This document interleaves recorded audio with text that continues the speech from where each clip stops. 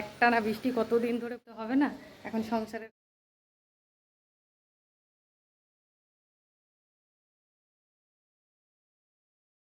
Good morning বন্ধুরা, HD লাইফে তোমাদের সবাইকে স্বাগত জানিয়ে শুরু করছি আজকের ব্লগ। কেমন আছো তোমরা সবাই? আশা করি ভালো আছো, আমিও ভালো আছি। তো অনেকগুলো জামা কাপড় কেচেছি জানো তো। এই যে আমি বালতিতে করে দেখো এক বালতি নিয়ে এসেছি। এই যে এখনও নিচে অনেক জামা কাপড় কাচা রয়েছে। অনেক দিন ধরেই ভাবছি জামা কাপড় কাচবো, কিন্তু কাচতে পারছিলাম না বৃষ্টি পড়ছিল বলে। এখন দেখছি বৃষ্টি থামার নামগন্ধই নেই, একটানা বৃষ্টি কতদিন ধরে পড়েই যাচ্ছে। কি করব, জামা কাপড় তো অনেকগুলো জমে গেছে, না কাচলে আবার কমবে না। তাই আজকে কেচেই ফেললাম। আর কেচেও দেখো ফেসে গেলাম, জামা কাপড় মেলার জায়গা নেই। প্রথমে ভেবেছিলাম কেচে ফেলি, ঠিক যেভাবেই হোক না কেন শুকিয়ে যাবে, কিন্তু কেচে দেখছি এখন মেলার জায়গা নেই। আর এই যে ভাইয়ের ছাদে আসলাম মেলবো বলে, এসে দেখছি ভাইও সকালবেলায় কতগুলো মেলে দিয়ে গেছে। তো যাই হোক, এর মধ্যেই যে কটা পারি মেলে দিয়ে যাই, বাকিগুলো নিচে নিয়ে যাই। এদিক ওদিক করে ঝুলিয়ে ঝুলিয়ে শুকাতে হবে, কি করব বলো। এটা তো বর্ষাকালের নিয়ম, জামা কাপড় মেলার জায়গা থাকে না। আর কেচে যখন ফেলেছি ঠিক শুকিয়ে যাবে। তো বন্ধুরা দেখো জামা কাপড় মেলা হয়ে গেছে। আর ছাদে বেশ অনেকক্ষণ ঘুরঘুরও করলাম।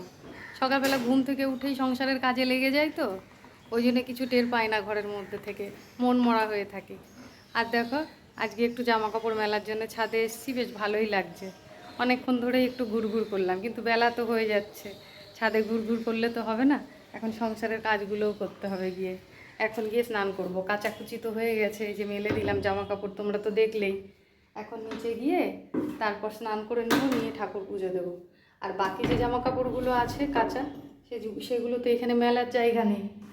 নিচে যাই, গিয়ে স্নান করে নিই, বৃষ্টিটা একটু কমলে ওই ছাদে মেলে দেবো। চলো নিচে যাই, স্নানটা করে নিই, নিয়ে পুজো করে তারপরে আবার আসছি। তো বন্ধুরা স্নান পুজো তো হয়ে গেছে, এখন আমি রান্নাঘরে আছি। দেখো এই যে রুটি করছি। কাল রাতে রুটি করেছিলাম, ওই দুটো রুটি হওয়ার মতন একটু আটা মেখে রেখে দিয়েছিলাম, কেননা সকালবেলায় আমি একা টিফিন করি তো সমস্যাই হয়। সেই জন্য এই যে দুটো রুটি করে নিচ্ছি। আর ওইদিকে ভাত বসিয়েছি, ভাতটা হতে হতে আমি টিফিনটা করে নেব। তারপরে আজকে রান্না করব ডিম, তার জন্য দোকানেও গেছিলাম। দোকান থেকে আবার ডিম নিয়ে আসলাম। বৃষ্টি তো পড়েই যাচ্ছে, বাজারে যেতে হতো, তবুও যাইনি। আজকের দিনটা যাক এইভাবে, কালকে আবার যাব বাজারে। আসলে সকালবেলায় এত চাপের মধ্যে থাকি না, সংসারের সব কাজকর্ম সকালবেলায় সেরে তারপর আবার সকালবেলায় পুজো দেওয়া থাকে। পুজো দিতে অনেকটা সময় লাগে। আগে আমার এই ঘরের মধ্যে অল্প ঠাকুর ছিল, হয়ে যেত তাড়াতাড়ি, কিন্তু এখন ঘরটাও বড়, অনেক ঠাকুর রয়েছে, পুজো দিতে অনেকটা সময় লাগে। সেই জন্য না সকাল থেকে শুধু তাড়াহুড়োই থাকে। ঘুম থেকে উঠেই তোমাদের দাদাভাই বেরোয়, বাসি টাসি সেরে তারপর ওকে চা জল দিই, ও চলে যায় কাজে। তারপর আবার এদিকে কাচাকুচি থাকে, তারপর ঘর দুয়ার পরিষ্কার করা থাকে, সব সেরে তারপর আবার পুজো দিতে দিতে অনেকটা বেলা হয়ে যায়। ওই জন্য আর বাজারে যেতে ইচ্ছা করে না। এক তো কষ্ট হয়ে যায়, দ্বিতীয়ত সময়েরও অভাব। ওদিকে আবার তোমাদের দাদাভাই দুপুরবেলায় খুব তাড়াতাড়ি খেতে চলে আসে। একা হাতে আর কত পারবো বলো, সবটাই তো নিজে করি, সেই জন্য কষ্ট হয়ে যায়। তবুও ভাগ্য ভালো, ছেলেটা এখন বড় হয়ে গেছে, স্কুলে দিয়ে আসা নিয়ে আসার ঝামেলাটা নেই। তো চলো রুটিটা হয়ে গেছে, টিফিনটা করে আবার আসছি। বন্ধুরা দেখো টিফিনটা করে চলে এসেছি, এসে এই যে রান্না বসিয়ে দিয়েছি। তো আজকে রান্না করছি কচুর তরকারি আর ডিমের ঝোল। কচুর তরকারিটা হয়েই গেছে, এবার নামাতে যতক্ষণ। আর রান্না করব ডিম। সেই জন্য দেখো ডিম আর আলু আগেই সেদ্ধ করে আমি ছাড়িয়ে রেখে দিয়েছি রেডি করে। আর মশলাও রেডি করে রেখেছি, কেননা কচুর তরকারি আর ডিমের ঝোল একই মশলা দিয়ে রান্না করছি, সেই জন্য দুটো তরকারির মশলা একসাথে করে রেখে দিয়েছি। আর এদিকে আমার তো টিফিন হয়ে গেছে, ছেলের জন্য একটু ম্যাগিও করে নিয়েছি। কচুর তরকারি তো হয়ে গেল, ছেলেকে টিফিনটা দিয়ে নিই, তারপর ডিমের ঝোলটা রান্না করব। তো বন্ধুরা দেখো রান্না বান্না আমার কমপ্লিট, আর তোমাদের দাদাভাইও চলে এসছে। এখন দুপুর একটাও বাজেনি, একটার আগেই তোমাদের দাদাভাই খেতে বসেছে।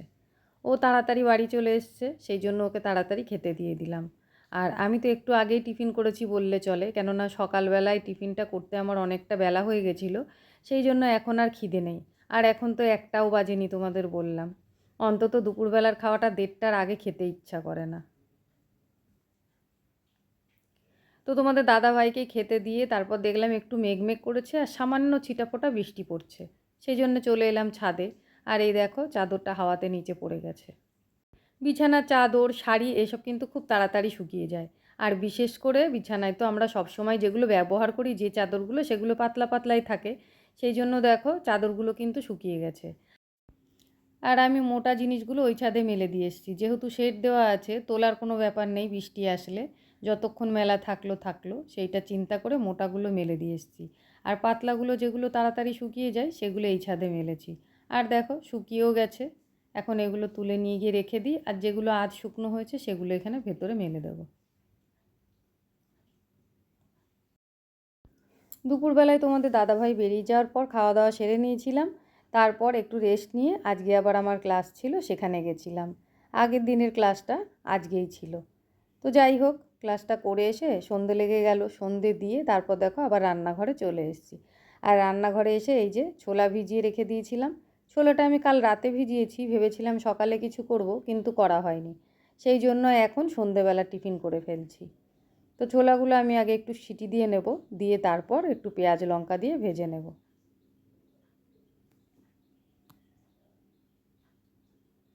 তো দেখো ছোট্ট কড়াইটার মধ্যে আমি অল্প করে তেল দিয়েছি, তেল দিয়ে যে পেঁয়াজটা ভেজে নিচ্ছি। পেঁয়াজটা বেশ অনেকটাই ভাজা হয়ে গেছে, এবার একটু লঙ্কা দিয়ে দিলাম, কাঁচা লঙ্কা। খুব বেশি লঙ্কা আমি দিইনি, কেননা ছেলে খাবে তো, বেশি ঝাল হয়ে গেলে ওর আবার খেতে অসুবিধা হবে। আমার ছেলে খুব বেশি ঝাল খেতে পারে না। তো পেঁয়াজ লঙ্কাটা ভেজে দেখো ছোলাগুলো আমি এর মধ্যে দিয়ে দিলাম। আর বেশ কয়েকটা সিটি দিয়ে নিয়েছি, বেশ ভালো মতন ছোলাটা সেদ্ধ হয়ে গেছে। তো বন্ধুরা, কতদিন ধরে ভাবছি জানো তো, যে বাপের বাড়িতে যাব, সেই রথের আগের থেকে। রথের দিন আমার যাওয়ার কথা ছিল, সেদিনও গেলাম না।